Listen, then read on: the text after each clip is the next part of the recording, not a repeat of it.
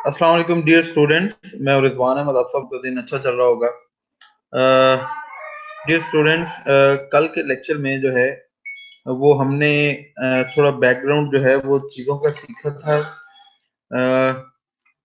कुछ चीज़ें जो रहती थी, जैसा कि types of kinds of sentences के अंदर एक्सक्लेमेटरी सेंटेंसेस और ऑप्टेटिव सेंटेंसेस, ये हमने किए थे।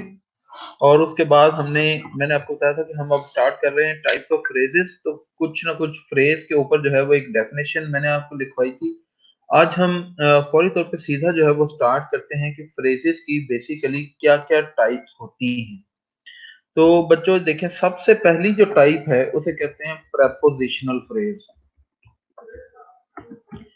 आपको याद होगा जिन बच्चों ने कल हमारा लेक्चर लिया था, उसमें मैंने आप एक दफा फिर रिपीट कर दिया था कि फ्रेज बेसिकली क्या होती है। एक बच्चे ने क्वेश्चन पूछा था कि फ्रेज और क्लॉज में क्या डिफरेंस है, वो भी मैंने आपको समझा दिया था कि फ्रेज और क्लॉज के अंदर बेसिक डिफरेंस क्या होता है। ये बहुत इंपॉर्टेंट लेक्चर है, बहुत इंपॉर्टेंट लेक्चर है। गौर से इसको सुनना है। आपको समझ ना आए तो आप मुझसे बार बार दोबारा जो है वो क्वेश्चन कर सकते हैं, लेकिन आपने ऐसे नहीं कहना कि अगर समझ ना आए तो आप आगे चल पड़े। ठीक है? आप रिपीट में आपको बार बार करता जाऊंगा चीजें, क्योंकि ये इससे रिलेटेड, जैसे अभी कल भी हमारे ओल्ड स्टूडेंट भी थी, वो बता रहे थे कि किस तरह पिछले जो है वो जो उनका टेस्ट हुआ था, पेपर हुआ था, उसमें भी जो है इसी से रिलेटेड एमसीक्यूज आए। पास्ट पेपर में भी हमें नजर आ जाते हैं कि काइंड्स ऑफ सेंटेंसेस या स्ट्रक्चर ऑफ सेंटेंसेस के हवाले से कोई ना कोई क्वेश्चन जो है वो पेपर में जरूर आता है। इसी तरह फ्रेज की टाइप के हवाले से मैं आपको बता रहा हूँ कि 100% इससे रिलेटेड जो है वो क्वेश्चन पेपर में आता है। कोई ना कोई ऐसे एक सेंटेंस आता है, अंडरलाइन किया होता है, और वो बताते हैं, पूछा जाता है कि ये कौन सी फ्रेज है, कौन सी टाइप है। तो जब आपको इसके ऊपर कमांड होगी तो तभी आप समझ पाएंगे। तो एक एक मार्क जो है वो अब जरूरी होता है आगे कंपटीशन में जाने के लिए। तो पहली टाइप जो हम पढ़ रहे हैं वो है प्रेपोजिशनल फ्रेज। ठीक है? इसकी एग्जांपल पहले करते हैं, फिर इसको आगे समझेंगे। मैं कहूं कि they wept over their failure, अपनी नाकामी पर रोए। अब यहां पर देखें, ये हमारी टाइप क्या है? प्रेपोजिशनल। प्रेपोजिशन क्या होती है ये इंशाल्लाह जो है वो आगे जब हम पार्ट्स ऑफ स्पीच स्टार्ट करेंगे तो उसमें मैं आपको बहुत डिटेल लेक्चर जो है वो प्रेपोजिशन के ऊपर भी दूंगा। अभी के लिए आप जहन में ये रखें कि प्रेपोजिशन बेसिकली एक ऐसा लफ्ज होता है जो अपने से बाद में आने वाले नाउन या प्रोनाउन का लिंक, उसका रिलेशनशिप शो करता है अपने से पहले बयान किए गए किसी नाउन या प्रोनाउन के एक्शन के साथ। तो यहाँ पे बेसिकली ये जो देयर है उनकी अपनी, ये रिफ्लेक्ट कर रहा है पीछे बयान किए गए सब्जेक्ट के बारे में। तो वो अपनी ही, उनका लिंक है कि वो ये उनकी अपनी है। ठीक है? जैसे और इन दोनों चीजों को, उनकी सिचुएशन को शो करने के लिए, उनकी सिचुएशन को, उनके लिंक को बताने के लिए जो वर्ड यहाँ पर यूज हो रहा है वो है ओवर। ठीक है? ये हमारी प्रेपोजिशन है।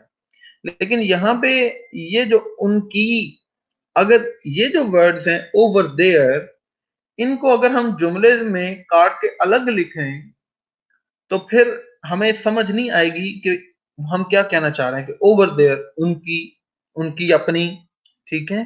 तो लिहाजा ये प्रेपोजिशन के साथ जुड़ा हुआ जो ग्रुप ऑफ वर्ड्स हैं ये क्या कहलाते हैं? Prepositional phrase. एक दफा फिर मैं आप लोगों के लिए रिपीट कर देता हूं कि फ्रेज क्या होती है। Phrase is a group of words which makes incomplete sense. अल्फाजों का ऐसा मजमुआ होता है जो अपना मफहूम जो है वो मुकम्मल तौर पर समझा नहीं पाता। ठीक है? और इसे हमेशा जो है इसके अंदर एक चीज याद रख, जो बहुत इंपॉर्टेंट है, कि फ्रेज के अंदर जो है वो वर्ब नहीं होता। क्लॉज के अंदर वर्ब होता है, फ्रेज के अंदर कभी कोई वर्ब नहीं हो सकता। तो ये जुमले के अंदर ही अल्फाजों का एक ऐसा मजमुआ जिसको जुमले से काट के अगर अलग लिख दिया जाए तो वो अपना मीनिंग कभी भी कन्वे नहीं कर पाए।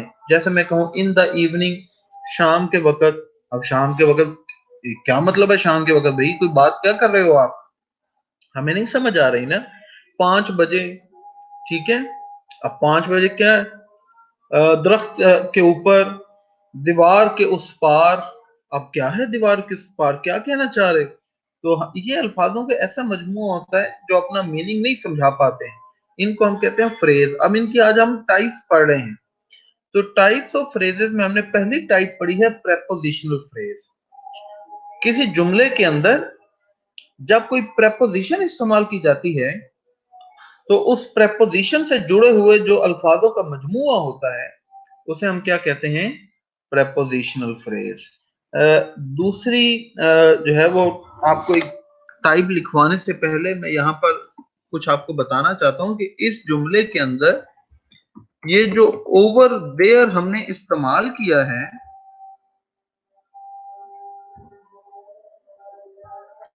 ये basically is used as an adverb, ठीक है। तो ये जुमले के अंदर हमें एडवर्ब के तौर पर इस्तेमाल हुआ है कि जो हमें बता रहा है कि वाई दे वेप्ट, कि वो रोए क्यों, ठीक है। बता रहे हैं ना ओवर देयर, क्यों रो रहे हैं? अपनी नाकामी के ऊपर। तो ये प्रेपोजिशन जो है वो बेसिकली जुमले के अंदर एडवर्ब के तौर पर भी जो है वो काम कर रही है, लेकिन फ्रेज की टाइप के लिहाज से ये एक जो है प्रेपोजिशनल फ्रेज है।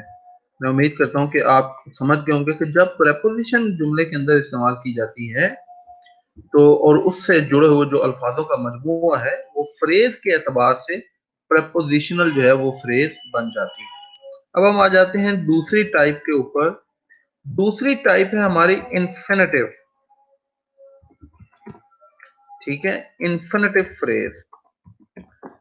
इससे पहले कि मैं इसको जो है वो बयान करूं, मैं आप लोगों से पूछना चाहता हूं, जितने भी स्टूडेंट्स इस वक्त मेरे साथ लाइव हैं, क्या आप में से किसी को आइडिया है कि इन्फिनेटिव का मतलब क्या है, या इन्फिनेटिव फ्रेजेस जो हैं वो क्या होती हैं? आप अगर कुछ भी लिखना चाहें कमेंट सेक्शन में तो आप अभी जो है वो बयान कर सकते हैं। अगर आप लोगों को आइडिया नहीं है तो फिर मेरा बेटा मुझे बताओ, हम इसको अभी जो है वो, फिर मैं आपको, जाहिर है मैंने तो एक्सप्लेन करना ही है, लेकिन मुझे अच्छा लगेगा कि अगर आप लोगों ने ये चीजें पहले, आपको आइडिया है इन चीजों के बारे में। हाँ जी, इन्फिनेटिव फ्रेजेस क्या होती हैं?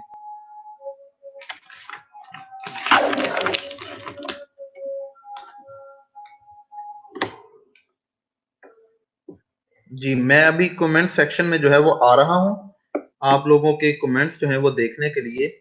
फिर इसके बाद मैं इन आपको जो है वो,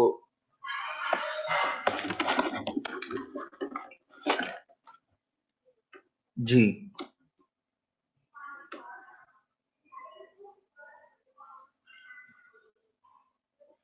चलो मैं लिखता हूँ। इन्फिनेटिव बेसिकली क्या है? ऐसी फ्रेज कि it starts with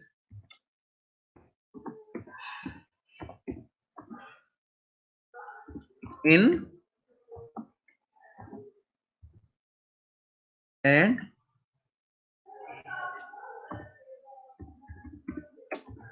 followed by base form. ये क्या है? इन्फिनेटिव फ्रेज जो है वो क्या होती है जनाब? हाँ जी, अब कुछ समझ आई? ये स्क्रीन पर इस वक्त मेरा बेटा आपको सामने इसकी डेफिनेशन लिखी आ रही होगी कि इन्फिनेटिव फ्रेज जो है वो बेसिकली क्या होती है कि जो, चलिए ये इनसे ज्यादा मैं आपको आसान कर दूं ताकि आप कंफ्यूज ना हो। ये थोड़ा ये एक ऐसी है कि जो टू से स्टार्ट होती है और उसके बाद जो है वो बेस फॉर्म जो है वो हम इस्तेमाल करते हैं।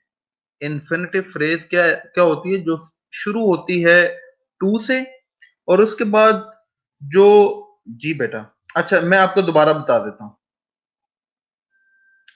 अवैस लिख रहे हैं जी, is a group of word that uses an infinitive to plus verb. ये देखो बेटा अवैस, इसके साथ आप थोड़ा सा ऐड कर लो। अ, जी बिल्कुल, ये एक्सप्रेस एक्शन, एक्शन को शो करने के लिए इस्तेमाल की जाती है, लेकिन इसमें जो आपने लिखा ना कि टू प्लस वर्ब, ये टू प्लस जो है वो बेस फॉर्म ऑफ वर्ब है, ये फर्स्ट फॉर्म ऑफ वर्ब है।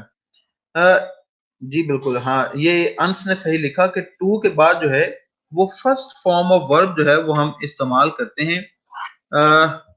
फॉर एग्जाम्पल ये देखें, मैं कहूं कि to understand algebra.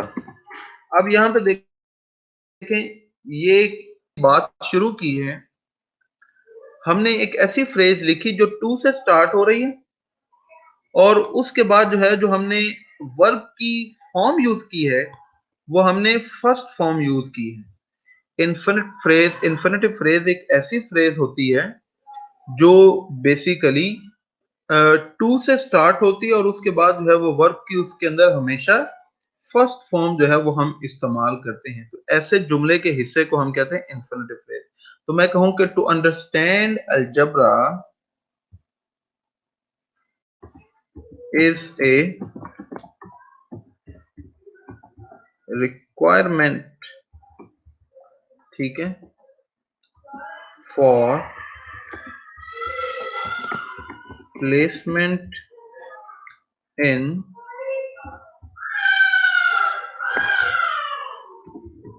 The civilised world. चले, हमने इस तरह की ये बात लिख ली कि आजकल की जो तहजीब याफ्ता दुनिया है उसके अंदर जगह बनाने के लिए आपको जो है अलजबरा की अंडरस्टैंडिंग बड़ी जरूरी है।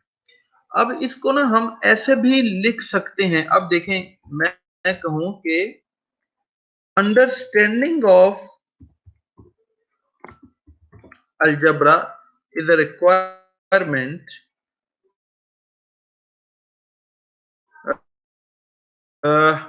लेकिन जुमले को ऐसा लिखा, ये ग्रामेटिकल करेक्ट है, लेकिन इस पे फिर ये जो हम ये टाइप पढ़ रहे हैं ये टाइप नहीं आएगी। इन्फिनिटिव जो है ये बेसिकली किसी एक्शन को एक्सप्रेस करने के लिए, कि ये जैसे अंडरस्टैंडिंग ऑफ है ना, तो हम इसको ऐसे भी लिख लें, टू अंडरस्टैंड अलजबरा। ठीक है, अलजबरा को समझना आजकल की जो है वो रिक्वायरमेंट है, बेसिक रिक्वायरमेंट है। इसको हम एक और एग्जांपल बताता हूं, मैं देखें, to work hard is the key to success. मेहनत करना, ठीक है। अब इसको हम इस तरह भी लिख सकते हैं कि hard work is the key to success, लेकिन उसमें फिर ये जो हमारा रूल है जो हम पढ़ रहे हैं इन्फिनिटिव फ्रेज का, वो नहीं अप्लाई, वो नहीं होगा।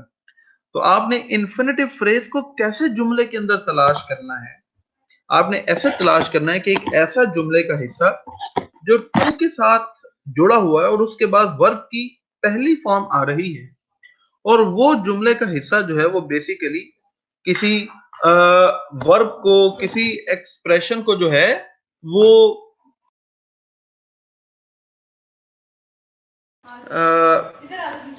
आप इसकी और भी बहुत सारी एग्जांपल लिख सकते हैं। जैसे मैं एक और एग्जांपल आपको करूंगा, देखें, मैं कहूं to go fast is the ultimate dream of an athlete. जो खिलाड़ी है उसका सबसे आखिरी ख्वाब होता है वो ये कि वो तेजी से भाग सके, तेजी से जा सके। अब इसको, इस जुमले को, इस बात को और भी तरीकों से बयान किया जा सकता है, लेकिन हमने इसको बयान करने के लिए ये तरीका मुनासिब समझा जिसके अंदर हमने इन्फिनिटिव फ्रेज जो है वो उसका इस्तेमाल किया है। इन्फिनिटिव फ्रेज क्या होती है? जुमले का हिस्सा जो टू से स्टार्ट होता है और उसके बाद जो है वो वर्ब की फर्स्ट फॉर्म जो है वो इस्तेमाल की जाती है। जी मैं उम्मीद करता हूँ कि नहीं आइडिया तो क्या होगा इन्फिनेटिव वो क्या होती है। ठीक है जी, चलें अब हम तीसरे नंबर पर आ जाते हैं कि तीसरे नंबर पे हमारे पास कौन सी टाइप। तीसरे नंबर पे है हमारे पास पार्टिसिपल फ्रेज। तीसरे नंबर पर क्या है हमारे पास पार्टिसिपल फ्रेज। हाँ जी, वो बच्चे जिनको पार्टिसिपल के बारे में नहीं आइडिया कि पार्टिसिपल जो है वो क्या होता है, इंशाल्लाह ये आगे जो है जब हम थोड़ा सा आगे चलेंगे तो इसमें भी मैं आपको डिटेल लेक्चर जो है वो दूंगा कि पार्टिसिपल क्या होता है, कि कैसे एक वर्ब जो है वो चेंज हो जाता है इनटू एन एडजेक्टिव। जब हम किसी वर्ब को एज एन एडजेक्टिव जुमले के अंदर लिखना चाहें, एडजेक्टिव क्या होता है जो किसी नाउन को मॉडिफाई करता है। ठीक है, वर्ब क्या होता है बेसिकली वो हमारा जो है वो एक्शन होता है, लेकिन अगर कोई एक्शन हम जुमले में ऐसे लिखें कि वो अपने मजीद किसी नाउन को मॉडिफाई कर रहा हो कि वो एडजेक्टिव बन जाए, तो फिर उसे हम कहते हैं कि ये पार्टिसिपल है। ठीक है, अब पार्टिसिपल जो है ये दो तरह के होते हैं, एक प्रेजेंट पार्टिसिपल होता है और एक जो है पास्ट पार्टिसिपल होता है। तो अगर किसी वर्ब के साथ जो है हम आईएनजी लगा दें तो वो प्रेजेंट पार्टिसिपल बन जाता है। अगर किसी वर्ब के साथ हम ईडी लगा दें और जुमले को हम एज एन उसको जुमले के अंदर एज एन एडजेक्टिव यूज करें तो वो फिर जो है वो पास्ट पार्टिसिपल बन जाता है। पार्टिसिपल की आपको कुछ समझ आ गई? खैर इसके ऊपर डिटेल में आपको बहुत सारे एग्जांपल्स के साथ भी चीजें करवाऊंगा। तीसरी जो टाइप है वो है participle phrase.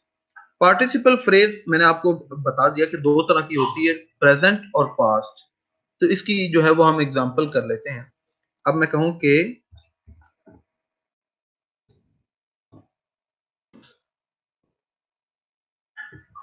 Turning the corner.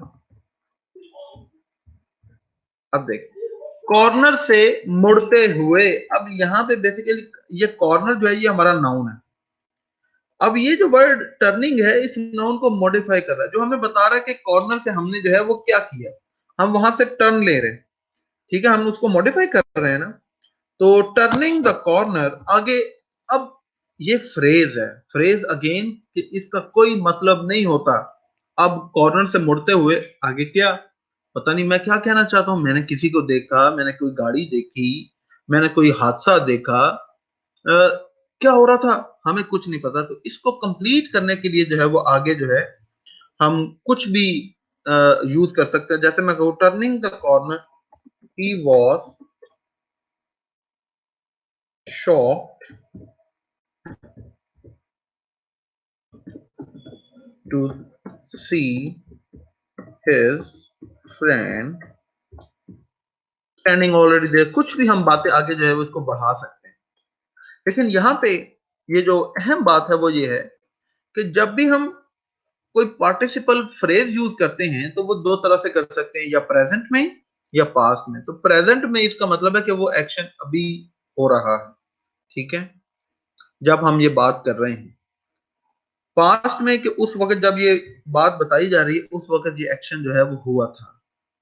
Turning the corner यहाँ पे ये जो हमारे पास लाइन है ये फ्रेज है, और ये कौन सी फ्रेज है, ये पार्टिसिपल फ्रेज है। ठीक है, अब इसी तरह जो है वो हम इसको पास्ट के अंदर भी इस्तेमाल कर सकते हैं। जैसे कि मैं कहूं, देखें एक और एग्जांपल। मैं कहूं चेंज टू ए पोस्ट, एक खंबे के साथ बंधा हुआ। खंबे के साथ क्या एक्शन है, बंधा हुआ, चेन। तो ये चेन जो है ये बेसिकली इस नाउन को मॉडिफाई कर रहा है। The dog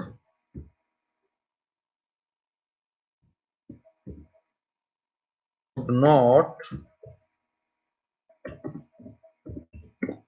attack. क्योंकि वो बंधा हुआ था इसलिए जो है वो कुत्ता हमला नहीं कर सका। तो अब ये देखें, ये पास्ट पार्टिसिपल एक्शन जो है वो कंप्लीट नहीं हुआ, ये माजी की बात है। ठीक है। चले जी, अब पार्टिसिपल फ्रेज मैं उम्मीद करता हूँ कि आपको समझ आ गई होगी, बहुत ही आसान है और फ्रेजेस की टाइप्स तरीके से हम पढ़ रहे हैं। अच्छा जी, चौथे नंबर पे आ जाती है। चले, टाइम हमारा जो है वो कंप्लीट हो गया है। हमारे पास चंद ही मिनट बाकी है, लेकिन मैं नहीं चाहता कि वो आसान आहिस्ता ऐसा काम हो and steady wins the race. सिर्फ मैं ये चाहता हूँ कि जो चीज हम पढ़ें वो उतना पढ़ें कि जो हमारे जहन में बैठ सके, जिसको हम घर बैठ के 5-10 मिनट के अंदर रिवाइज भी कर सकें। क्लासेस यहाँ पर मैं आपको जो पढ़ाता हूँ क्लास के अंदर, जब तक आप मेरा बेटा इसको घर में बैठ के रिवाइज नहीं करेंगे ना, तो इसका कोई जो है वो फायदा नहीं होगा। ठीक है, इसलिए मैं ये चाहता हूँ कि आप घर बैठ के एक दफा रिवाइज जरूर किया करें। अच्छा शुएब बेटा, अच्छा जी जवेरिया, मैं बेटा आपको पार्टिसिपल दोबारा समझा देता हूँ। जी राइमा, मैं ये सारा ही दोबारा अभी रिपीट करने लगा हूँ। चले जी, अच्छा अब मैं आपको दोबारा करवाता हूँ। पहली जो हमने टाइप पढ़ी है वो है प्रेपोजिशनल फ्रेज। प्रेपोजिशनल फ्रेज का मतलब ये होता है कि जुमले का एक ऐसा हिस्सा जिसके अंदर मैं आपको दोबारा बता रहा हूं कि वर्ब नहीं होता, लेकिन वो उस सेंटेंस को इकट्ठा करने के लिए हमें जो है वो ज्यादा बेहतर तरीके से समझने के लिए हमें मदद फराहम करता है। ठीक है। तो ये ज्यादातर जो है वो हिस्सा जो प्रेपोजिशन पर और उसके साथ एक नाउन के ऊपर, प्रेपोजिशन प्लस नाउन, मैं इधर लिख देता हूं ताकि आपको फिर याद भी रहे कि प्रेप प्लस नाउन। ठीक है, अब आपको याद रहे प्रेपोजिशनल फ्रेज जो है वो प्रेपोजिशन और उसके साथ किसी नाउन या फिर किसी प्रोनाउन पर मुश्तमिल होगी। जैसे ऊपर यहाँ पे ये देखिए हमारे पास है ना, इसकी अब हमने एग्जांपल किया यहाँ पर कि दे वेप्ट ओवर देयर फेलियर, वो अपनी जो है वो नाकामी के ऊपर रोए। इसकी हम और भी एग्जांपल कर सकते हैं। जैसे देखें, मैं कहूं कि वी क्लाइंब्ड अप अ हिल। अब ये देखें इस जुमले के अंदर जो है वो प्रेपोजिशन क्या है, ये यहाँ पे ये अप प्रेपोजिशन है और देखिए प्रेपोजिशन के बाद एक नाउन भी है। प्रेपोजिशन की ये निशानी है कि इसके बाद नाउन होता है। तो अब यहाँ पर इस जुमले के अंदर जो अप द हिल है, ये क्या है? अगर कोई आपसे पूछे तो आप कहेंगे कि ये प्रेपोजिशनल फ्रेज है। ठीक है।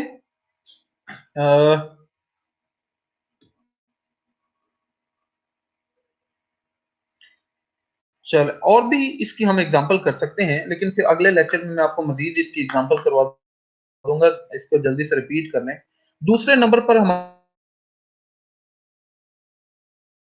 पास आ जाती है इन्फिनेटिव फ्रेज। इन्फिनिट ऐसा जुमले का हिस्सा जो टू से स्टार्ट है, वो वर्ब की फर्स्ट फॉर्म है। जो अंडरस्टैंड, इसमें अंडरस्टैंड ये बेसिक हमारा जो है ये फ्रेज है। कौन सी फ्रेज है? ये हमारी फ्रेज है। इसी तरह टू वर्क हार्ड ये हमारी फ्रेज है। टू गो फास्ट ये हमारी बात आ जाता है पार्टिसिपल फ्रेज। पार्टिसिपल बेटा वो होता है जब हम किसी वर्ब को, वर्ब क्या होता है? एक्शन। ठीक है। जैसे मैं कहूं आई प्ले फुटबॉल, इसमें प्ले क्या है? एक्शन है। लेकिन अगर इस प्ले को मैं जुमले के अंदर वर्ब नहीं बल्कि एज एन एडजेक्टिव इस्तेमाल करूं तो वो बन जाता है पार्टिसिपल। तो अब इसको जुमले के अंदर जो है वो हम एडजेक्टिव दो तरीकों से इस्तेमाल कर सकते हैं, प्रेजेंट की सूरत में और पास्ट की सूरत में। अब मैं कहूं कि playing football is my hobby. अब यहाँ पे ये देखें, ये प्ले को मैंने क्या किया, इसको मैंने एडजेक्टिव बना दिया, इसके साथ आईएनजी जोड़ दिया। Playing football is my hobby. ठीक है। इसी को मैं इंफिनिटिव भी बना सकता हूं। मैं कहूं to play football is my hobby. I play football यहाँ पे वर्ब के तौर पर हमने इस्तेमाल कर दिया।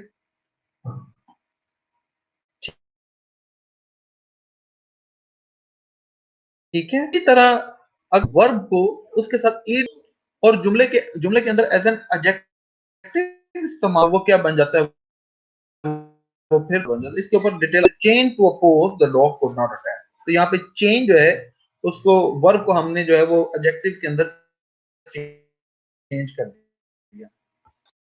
ठीक है,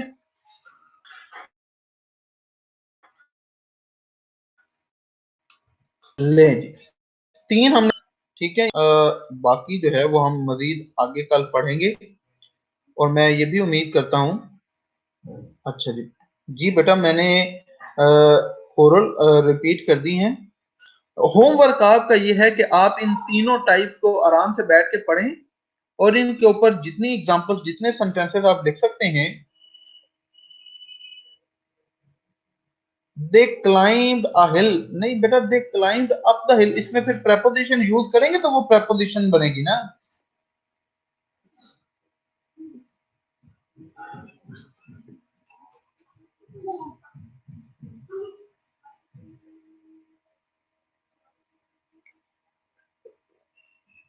मुकद्दस कह रहे हैं डेफिनेशन लिखवा दे, जवेरिया कह रहे हैं डेफिनेशन लिखवा दे। बेटा किस चीज की डेफिनेशन लिखवा दो?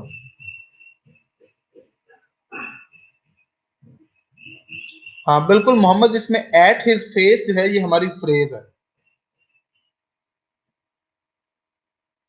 अली कह रहे हैं आप टेस्ट नहीं लेते बेटा, नेक्स्ट वीक से इंशाल्लाह हर ट्यूसडे को हमारा जो है वो टेस्ट हुआ करेगा। ओ, पार्टिसिपल की डेफिनेशन पूछ रहे हैं आप लोग। पार्टिसिपल की डेफिनेशन बेटा लिख लें। पार्टिसिपल, आप इसकी डेफिनेशन इस तरह लिख सकते हैं कि when a verb is used as an adjective in a sentence, it becomes a participle। ठीक है जी, प्रॉपर डेफिनेशन बेटा मैंने पार्टिसिपल की आपको बता दी है कि when a verb is used as an adjective in a sentence, it becomes participle।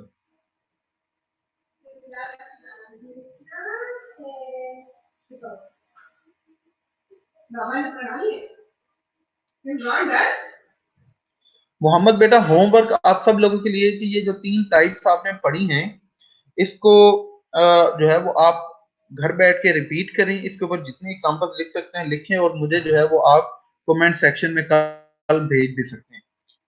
जी जी, मुकद्दस बेटा जो पहली हमारी टाइप है ना, इसकी डेफिनेशन आप ये लिख सकते हैं कि when there is a preposition in a sentence along with a noun or pronoun, it becomes a prepositional phrase।